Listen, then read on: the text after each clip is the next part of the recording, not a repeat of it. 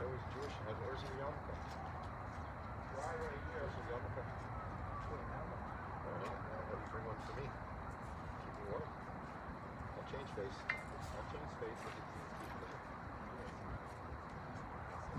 Hey, my mom used to go to Shaarey sometimes. Yeah, just for the interest in the philosophy and the question. Come over here. Well, our doctor went there. I said to my doctor one time, "You're looking great." He says, "Yeah, I'm off to your mom. Taking lots of supplements." I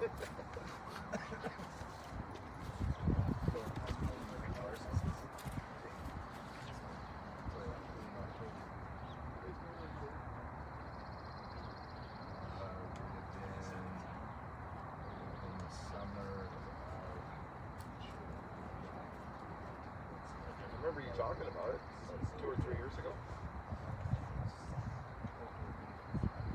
It was only 3 years ago.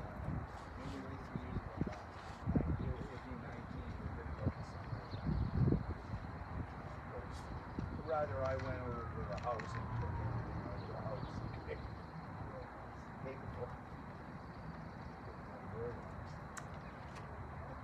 So that was what? That would have been, he was in my house for 2 years ago. Yeah, so 4 years. That's what I thought. I thought it was good. Yeah, that question.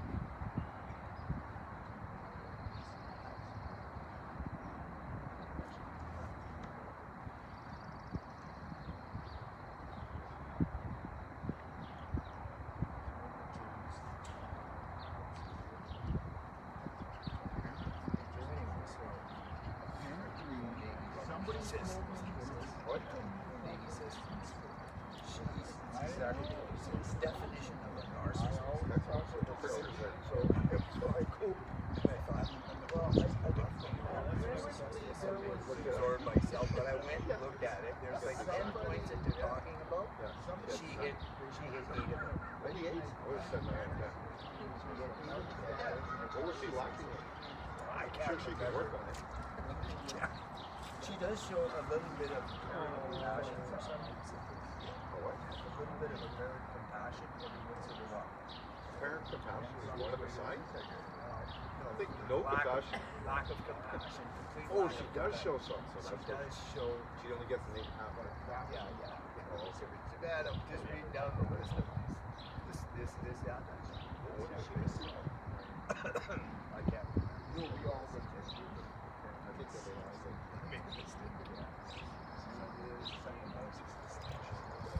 And you know, if somebody called something, I said, Dave, I said to him the other day, I said, Dave was right, you're just a narcissist. You would think that you would go and ask him, find out what a narcissist means. She knows everything. Why would she have to look at it? It's not. Narcissists know everything. Why do they have to look at it? They're smarter than the people that wrote the book. Don't you know that? Yeah. See, you have no empathy. You don't understand. Yeah, no, I realize you can laugh because that's the kind of humor that Dave had. Yeah, I like the black humor. A little black humor, right? You know? You don't understand. Oh, like my mom was passing after she changed places. It's everybody else's fault. She said no. She said no. I don't want to be around for what's coming in this world these days. So if I had she had told me that story beforehand. So there's 2 stories that she's told. Number 1, and she thought the first one was funny. So she's laughing at me. She tells me, I went home one day and the people I was living with moved out.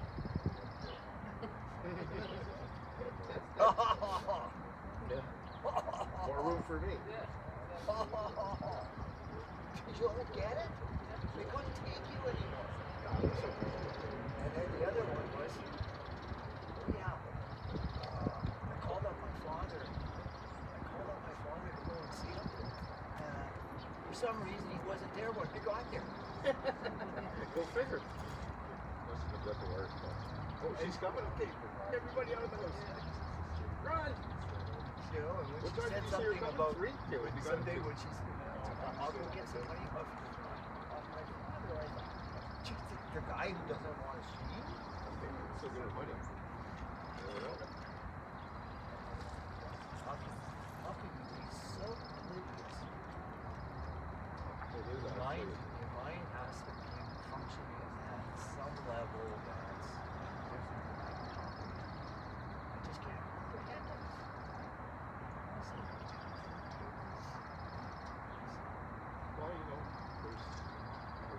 narcissists like her and very good reason. Right. We'll speak to them a little bit of something. We can all be at times selfish and feel it happens. Not always intentional. But with a narcissist, it's just they don't understand that what they're doing is wrong. Because to them, it's a personality disorder. Definitely, whether it's how or why it's developed, people are upset, and she's got obsessive compulsive. But people are mostly born that way. Always been that way. It's get worse. Sometimes they don't get it. Way better. But they always do. That's usually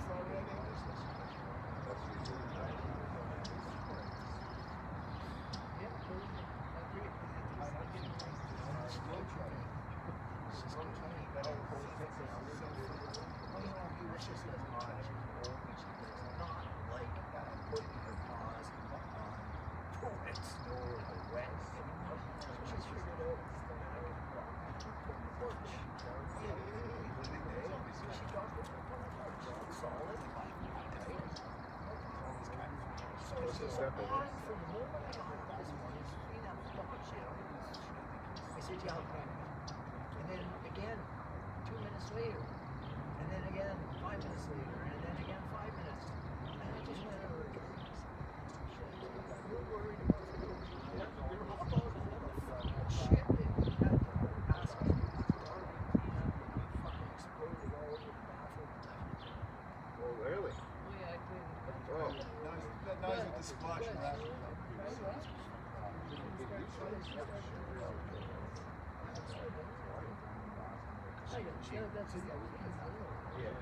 You're in her house? That's I drive my bicycle there all the time. I don't party.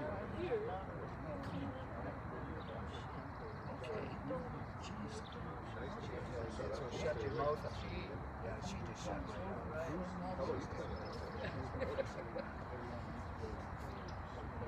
What happens if somebody says something like that? Well, that's what she actually said to me. So what is your reaction? It's just passive. Well, it's very quiet. Well, he's closer to her. He's there.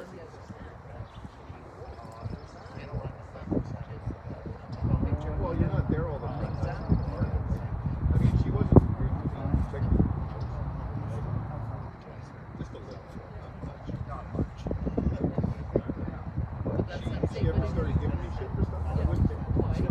That's exactly what I did. And nowadays, I don't take it either. I stand my ground. I tell you, this is all going to turn out badly. Nobody. I know where to live. I know where to go.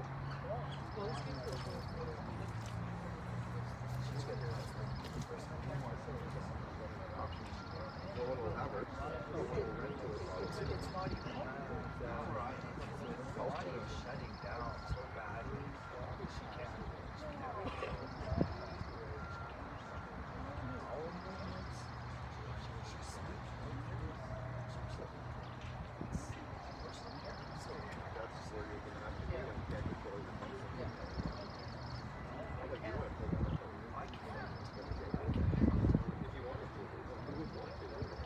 If she was at least a reasonable person, you might try to do it. Okay, right for someone like that. Treats you like that.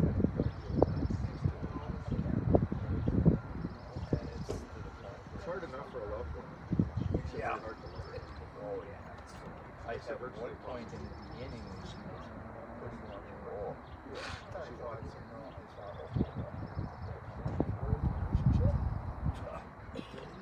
Found out quite quickly that that's not that. Then I said to Jerry, I said, Without her name.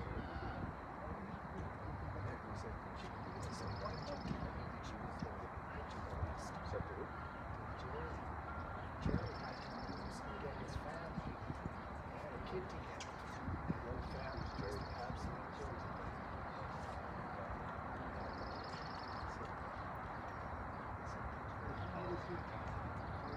Always in times like this. He says, I told you, you should have known.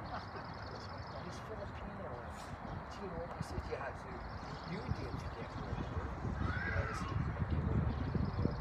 You moved out of the apartment, you got the one downstairs, so you could say if he goes by, and you told the family, told you that you couldn't see your son if he was still with her. So that was the way that he got out of that relationship.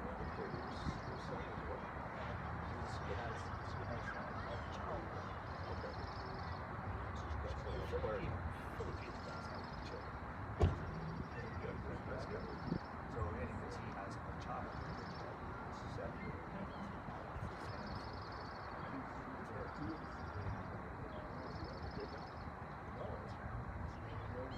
He's lost.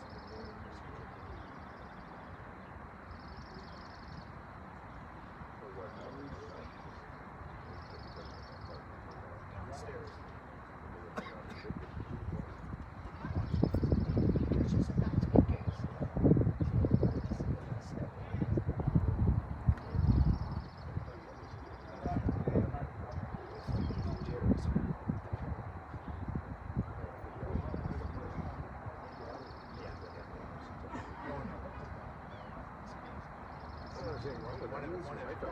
One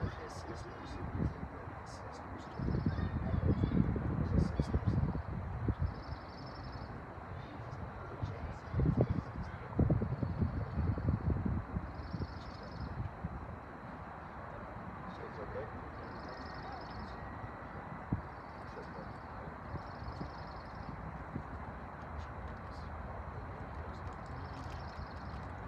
Yeah, well, his how many kids he had?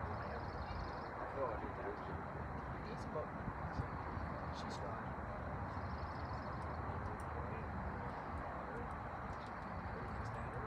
She's made her back.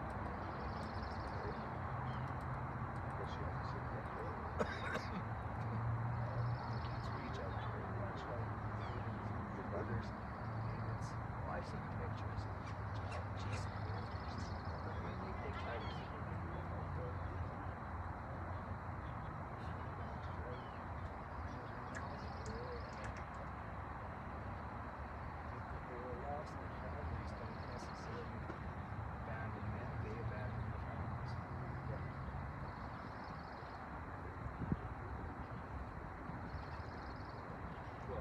Very hard to make a close relationship.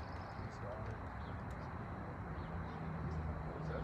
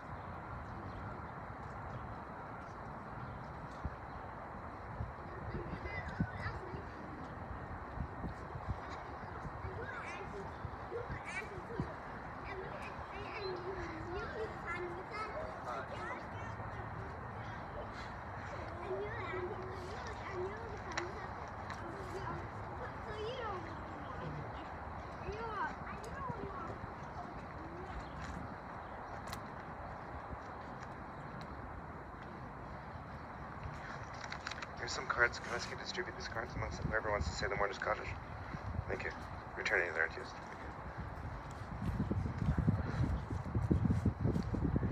I encourage you to come closer.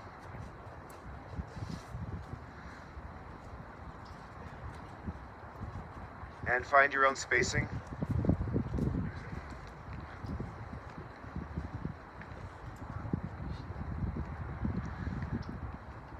Death will come. We cannot enter in judgment with it.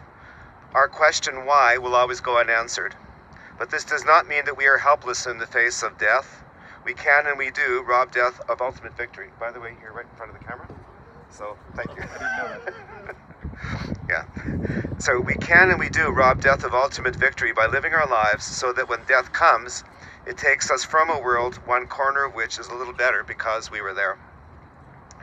Yesh kochavim she'oram magia arza. There are stars above, so far away we can only see the light. Long, long after the star itself is gone. And so it is with people that we loved. Their memories keep shining ever brightly, though their time with us is done. But the star that lights up the darkest sky, these are the lights that guide us. As we live our lives, these are the ways that we remember. Esainai el harim me'ayin yavo Ezri.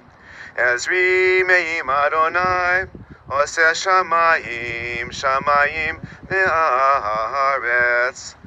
I turn my eyes to the mountains, from where will my help come? My help may come from Adonai, maker of heaven and earth. God will not let your foot give way. Your guardian will not slumber. See, the guardian of Israel neither slumbers nor sleeps. Adonai is your guardian. Adonai is your protection at your right hand. By day the sun will not strike you, nor the moon by night. Adonai will guard you from all harm. God will guard your life. Adonai will guard your going and coming, now and forever. Shalom, my name is Rabbi Alan Finkel, and I'm honored to lead this gathering on behalf of the Kosatsky family, as today we honor the passing of David Jonathan Kosatsky, the son of Sidney Kosatsky, and Reva Kosatsky, née Gelman. David Yonatan ben Shlomo V'Rivka, who left us peacefully this past Friday night, April 22nd, 2022, the 22nd day of Nisan, in the Hebrew year 5782, just days after turning 65, from a tragic confluence of COVID-19 with underlying health issues. While we start with the notion of a celebration of life, Judaism does ask us for more today, that we not look only outward but also inward, that we allow ourselves the opportunity to grieve and to mourn, and that even as we share memories today, that we give ourselves permission to explore all our feelings, whether they're conflicted, or easy, or pure. But most importantly, we do so as a community, knowing that we gain strength and comfort, knowing that we walk this path individually but also together. David was predeceased by his parents, as well as his former wife, Heather Janes, who passed away just a few months ago. He also leaves behind his two brothers, Tom, and his children Leah, Jonah, and Rachel, and his brother Mark, and his two beloved children, Rachel and Rabah, her husband Shlomo Rabah, and her three children, Edna, Aviv Lev, and Lior in Winnipeg, and Sidney Kosatsky, who's watching us and with us today in Halifax, as well as cousins and friends, some of you who are present with us today, and many joining us online from places far away. I want to thank Rachel Ann and Sid for the time that they offered so we could talk about their relationship with their father David, their memories and the stories that they have, each telling me their own stories, and in so doing, sharing their unique perspectives of their dad with each other for the first time. And as well as my thanks to Tom, who shared his own stories with me this morning about his brother David. David Kosatsky, I would find out, was a complicated man with beauty and love wrapped around pain. A man where there were silver linings and dark clouds, and sometimes going back and forth between the two. Over time, as they told their stories to me and to each other, the silver linings became brighter, as did the beauty and the love. Judaism has so much to teach us about compassion and kindness and patience. My conversations with Rachel Ann and Sid were intimate, and they were important. Acknowledging that from the outside, Their dad's life had been a difficult one, shaped by child experiences not of his choosing that would shape his journey. Tom describes David as very happy in his childhood, very rambunctious, very curious, loving the world, and routinely wandering off to other neighborhoods to explore. And his family searching for him or receiving phone calls when others would find him. He was mischievous in fun little ways, turning on the hose in his garden class at Talmud Torah, never getting into big trouble, but just kind of always on the edge of it. But his life would change when he was 11 years of age, when his father died. David would talk about how much he so admired his father, how he wanted to grow up and do what his father did for a living. But this huge loss would alter how he felt about himself and how he felt about his life. David met Heather when he was 25, and they were together for 12 years and had their 2 children together. I found out he'd gone to chef school and had early successes in his work careers that didn't sustain, which were a blow to his self-confidence and his sense of self. And after that, David became unsteady in his work career. His kids saw so much more in him than he did in himself. Incredible potential, describing their dad as gifted, highly intelligent, extremely joyful, and with gifts of spirituality. And they have amazing recollections of him. He was extraordinary in the kitchen, so talented in understanding the details and the big pictures of food. And he was an extraordinary storyteller all his life, with an amazing memory for the smallest details that he would recount randomly and with joy as those images simply came to mind, and readily gave the gifts of those stories to Sid and to Rachel Ann, and especially to his 2 oldest grandchildren, Edna and Aviv Lev. Sid has incredible fond memories of his visits on weekends to his dad, who was living with his mother, Sid's grandmother. They had a playful relationship, and David offered to Sid a sense of a normal home life. For Sid, David was a best friend and also a parent. He made sure that he worked only Mondays to Fridays, and even with limited funds, he was always willing to spend it on his kids, whether it would be a children's museum membership, or movies, or visits to parks, by car and later by bus. Both Sid and Rachel Ann had stories of how playful he was when they were young, and most recently, David with his grandchildren. Sid describes how Sid himself was an energetic child, and how his dad always had the energy to keep up or found it, and how, when he was on the high school wrestling team, his dad would go to the gym and wrestle with him, even though he wasn't really quite a fitness guy. As David's kids grew up, he would be out of their lives and then back in, and then out for a while, and sometimes a long while, and then back in. But when he was in, when he visited, he was super talkative and would go on and on. He would bring dinners, chickens in a legendary roaster, and he loved special moments with the grandchildren, focusing on the oddest things like how one of them wore their shirts or a cute smile. David understood that he had gifts in his life and within himself that he didn't use, and he felt bad about it. But he would tell Sid, "Don't end up like me, put in the work now."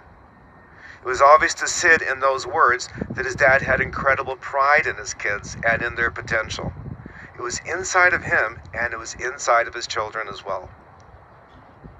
One of the loveliest aspects of David's life was something that Rachel Ann and Sid kept seeing, but that David tended to diminish, to hide from, to run from. And that was his profound connections to the spiritual world. David didn't talk about God or religion, but there were too many stories of his contact with the spiritual world, of seeing the presences of people who had passed away, of seeing ancestor spirits at indigenous sweat lodges, and even connections to the animal world. The family was surprised when I told them that this part of David has strong resonances within Judaism, that these kinds of connections back and forth between the physical world and the spiritual world are common in our ancient texts. It is said in the Torah that when Jacob was taken back to Canaan for burial, it was so he could meet his ancestors. Later, King Saul wanted the advice of his prophet Samuel, who'd passed away, and he went in disguise to visit the witches of Endor, who brought Samuel's spirit forth, and they spoke with each other. Rachel Ann was delighted to know that her dad might have even been on the Zoom call with us yesterday, saying, "I'm sure he's having a good time, and he'll be there tomorrow, here today, at the funeral, watching us." And oddly enough, Rachel Ann may well have given her dad a great spiritual gift as well. David's last years were not easy. He was extremely close with his mother, with whom he lived with for 20 years, and when she passed away 6 years ago, late in 2015, he took it very hard and chose more isolation from his family, not only his kids, but his brothers, and even from his friends. But still, the love was there, as it always will be between children and parents. On Friday, David's last day, Rachel Ann was able to visit him in the hospital, even though he was unconscious, and she was able to recite a final prayer for him, including the Mishaberach, our prayer for healing, and to say words to her dad that needed to be said. I'm inclined to believe that David heard every last word, every single word, and that his spirituality will always be present and woven in and around the lives of all his children and his grandchildren and his friends here today. For David, the love was there, the intention was there, and in those good ways, David Kosatsky made his mark in the world. His kids, I've gotten to know them, are good human beings, both because of and in spite of him. But that is the way of the world. Children always setting out into the world from their parents' homes. David had challenges, but he also offered huge gifts. So for all who knew David, may his name and memory always be for a blessing. And together let us say, Amen. Amen. Rachel Ann? Mention that I want to say a few David? words too. Okay. I just didn't Yeah. get to talk. So I'm going to ask Mark to come up and speak, and also Rachel Ann afterwards, okay? Thank you. Okay. Hi, I'm Mark Kosatsky, Dave's older brother, and he's got an oldest one in Vancouver. He was creative and had a good heart. But enough about me. It is sad that David, my youngest brother, could not recover. He had avoided family and friends for years, but some communication was back only with his recent heart condition. His older brother, a prominent doctor, tried his best to help David in the Winnipeg hospitals, St. B and Misericordia. Tom lives in Vancouver. He had a large pizza delivered to David on his 65th birthday on April 14th that David could share with his ward at Misericordia. After that, I wanted to give him a bucket of chicken from Chicken Chef, where we both worked early in the millennium, but fate determined otherwise. I told him I loved him on his last day, but I'm sure he wasn't aware of me as he struggled in dying breaths. David had a lot of energy and could work hard, but suffered from street drugs and ADHD.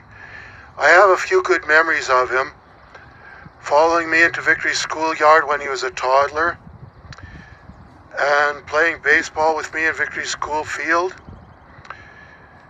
He once tried to help me sell art to the Manitoba Natural Society, and he helped me to throw out some things when I had to leave my building on Corydon, where I'd lived for many years, apartment building there.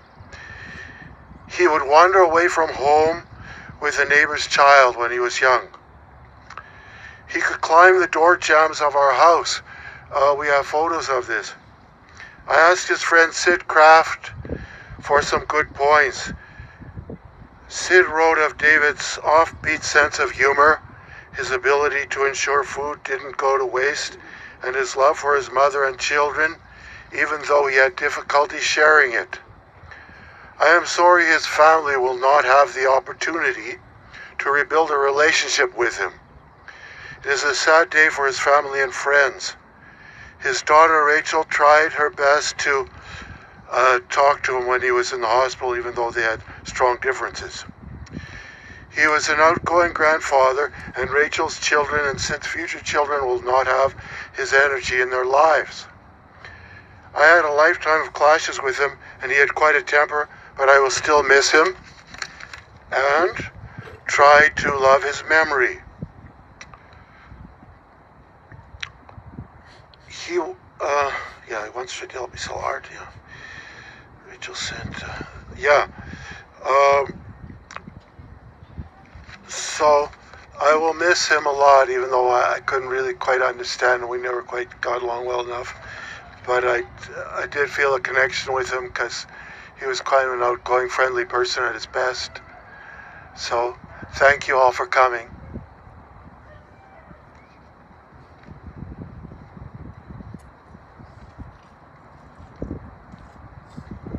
I'll ask Rachel Ann to come up. She told me her printer went down, so she's doing it electronically. Go for it. We'll start for this. We'll see. Just wait. It'll pick you up. It'll pick you up.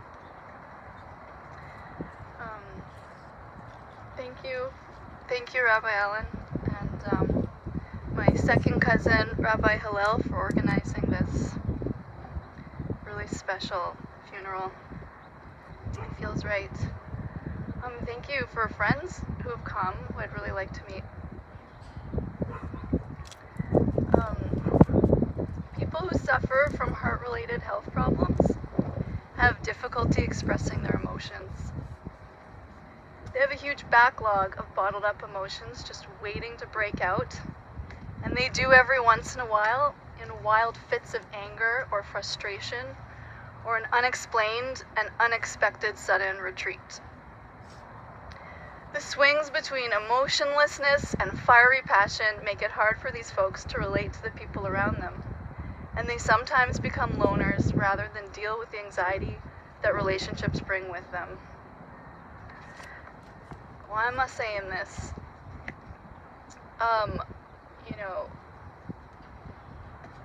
If it makes you a little uncomfortable, that cancer, that tumor, that disease, was that my creation? I'm saying that the body doesn't lie.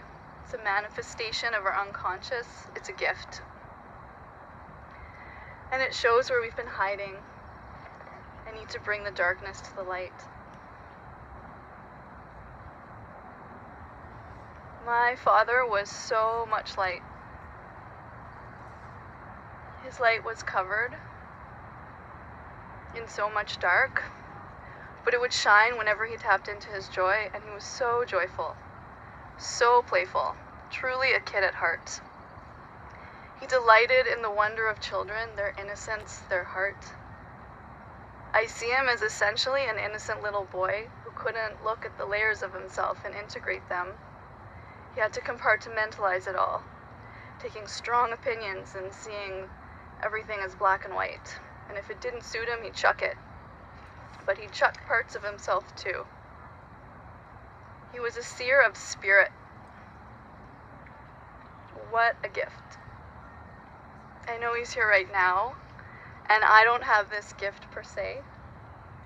But in my mother's death, I found inner power.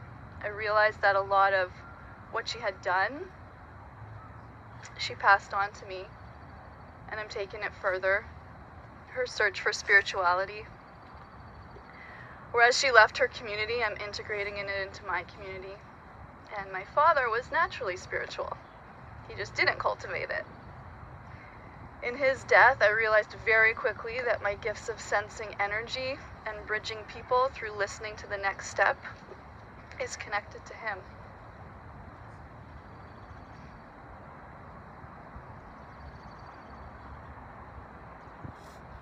So I can take the next steps of looking at what I don't like and how I can change, but I also feel so much has been gifted to me, and I'm truly grateful for those two, for my parents. He used to come over to our house and bless us with a delicious chicken roast full of vegetables that he brought from his mother's house, this roaster. This was on and off for 2 years, while Aviv Lev was like a baby to 2 years old, and Edna was 2 to 4 years old, and Aviv Lev just adored him. He was just like the most fun thing in the world. And he not only loved to cook, but he loved to talk about it, and he was passionate about it, and he talked about it in detail, and we shared this together. When his mother died, 2 years later, he left the house she always had, that he grew up in, and he left that roaster behind. And I saw it as a piece of himself, and I never heard from him again. I mourned him that day when I saw the roaster. I knew something had broke. There was always something, but I didn't know if he'd ever integrate. And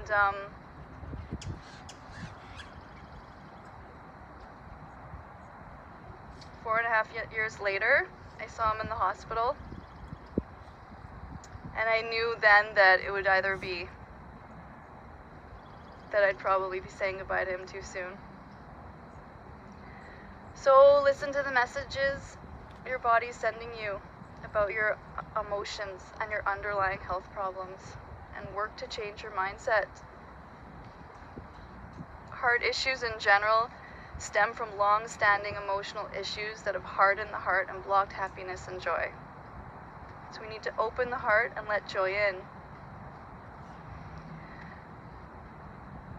Joy, joy, joy. I lovingly allow joy to flow through my mind and body and experience.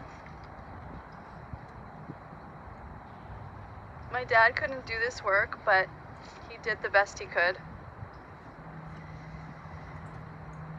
I think we all do the best we can. And my takeaways are his joy in innocence, his holding on to sweet memories and retelling them, his delight in children, his playfulness, and his love of food. I will cherish the good memories I have with him, especially the childhood memories and where he shined. And I see his bright, innocent spirit is blissful now. Thank you.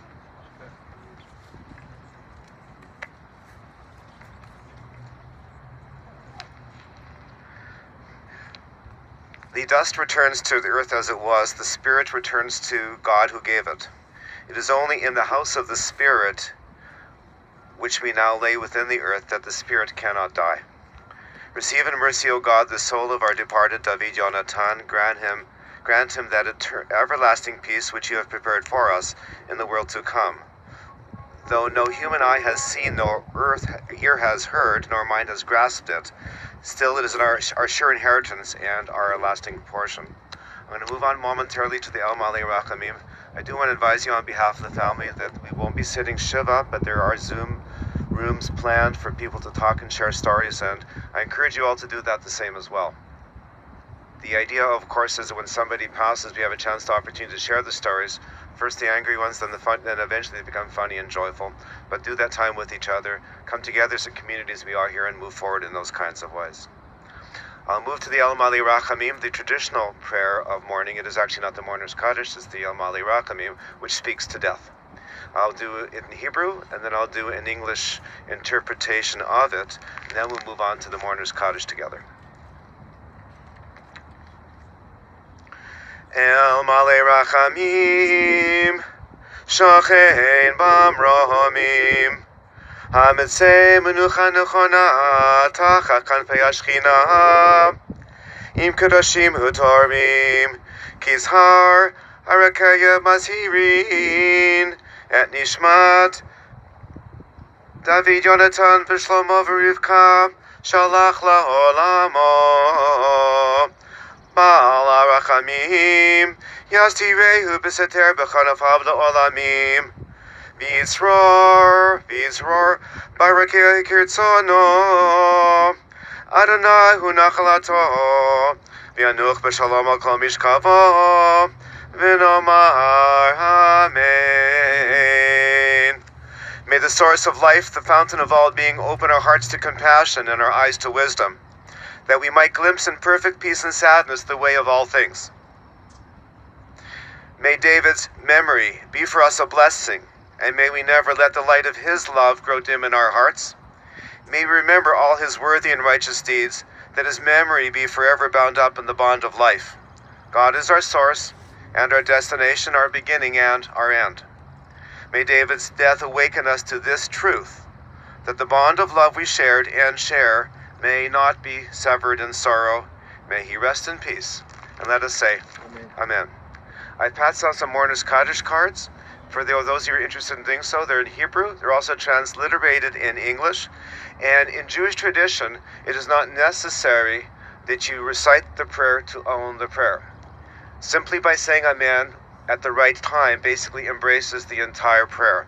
I will tell you that the Mourner's Kaddish is not about death. It is actually about celebrating and sanctifying God's existence. Its origins go back to the idea that where the words first show up is actually in a story about after the Armageddon, when we all come together as community. The idea behind the Mourner's Kaddish in many ways is that we might actually see the people who've passed again in the future. So with that, we'll recite the Mourner's Kaddish. What I'll do at the appropriate time is when I raise my hand, you can join me with the words Amen when we do so. May the love and eternal connection of our souls give us strength as we turn to recite the words hallowed by time. Sanctifying the name of God, we honor the memory of David with the words of Kaddish Yatom of the Mourner's Kaddish. Together, Yitkadal, V'yitkadash, Shemei Rabah, V'yalma divrach yutei, V'yamlich malchutei, V'chayechon, U'vyamichon, U'v'chayi d'chol Beit Yisrael, Ba'agala, U'bizman kari v'yimru. Amen. Yehi Shmei Rabah Mevorach Le'alam U'lalmei Almaya. Yitbarach v'yishtabach, v'yitpa'ar v'yitromam, v'yitnaseh, v'yithadar, v'yitaleh, v'yitalel, Shmei Dekudisha, Brichu, Le'ela min kol birchata v'shirata, tushbechata v'nechemata, da'amiran b'yalma v'yimru. Amen. Yehi Shlama Rabah min Shemaya, v'chayim aleinu, ba'al kol Yisrael v'yimru. Amen. Oseh Shalom b'imromav, hu yaseh Shalom, aleinu v'al kol Yisrael v'yimru. Amen. The last two lines, may there be abundant peace from heaven and life for us in Israel, to which we say, Amen. And may the one who creates harmony on high brings peace to us and all Israel and all the world, to which we say, Amen. We move right now to complete David's journey. In Jewish tradition, we have two phases. 7 acts of loving kindness, Gemilut Chasadim. The first two deal with death. What we've been doing over the last few days, since David's passing from Friday until today, is doing everything we can to accompany David in his final journey. The family have been writing eulogies, working on details. You've been planning to come here. You've accompanied him and watched him and witnessed him on his last steps. This is what we do. We're about to complete while David now rests, we're about to complete the journey by casting earth onto the grave. What we're going to do after that, the second thing is we move towards comforting the mourning. The family have not been allowed to mourn yet. Their commitment has been only to David. Now we turn to each other. This is the time where we stop looking backward and we start moving into forward. As I mentioned beforehand, we're going to ask you to do something, but this is the beginning of our commitment not only to David, but also turning it over and turning towards each other. So, in Jewish tradition, to shovel dirt into the grave is a mitzvah, a rightful act which we do without any hope of reward. With this act, we take on the responsibility of caring for our loved one until the very end. Our loved ones deserve to be buried by kind hands, knowing hands, and sorrowful hands. You are invited to participate in this mitzvah, a painful act. However, one born of love and compassion for those who have meant so much to us. Adonai Natan, Adonai Lakach, Yehi Shem Adonai Mevorach. With Job, we have said, God you have given, God you have taken away. Blessed be the name of God. May the memory of David Kosatsky be a blessing as we mark that his essence will never leave our hearts and our souls. There's a process we have for casting earth, very much based on local custom and the customs you might have personally. The idea is we all walk over, starting with immediate family and casting earth. If it's your preference to do one, do one. If it's your preference to do 3, do so. But I'm going to ask you in between. This is kind of my custom. When you're done, don't give the shovel to the next person. Put it back into the pile. To give the shovel to somebody else puts an obligation on the second person to do that, to basically cast earth. When you put it back in and then you choose to pick up the shovel by yourself, you are making it your own personal act. Okay? So I'm going to invite Rachel Ann, the kids, whoever wants to come up right now to start casting earth. And in time, take your time to do this. Remember to stay with each other, to love each other, to connect to each other. David brought you all together here. Make sure you stay important to each other. May his memory always be with you. Amen.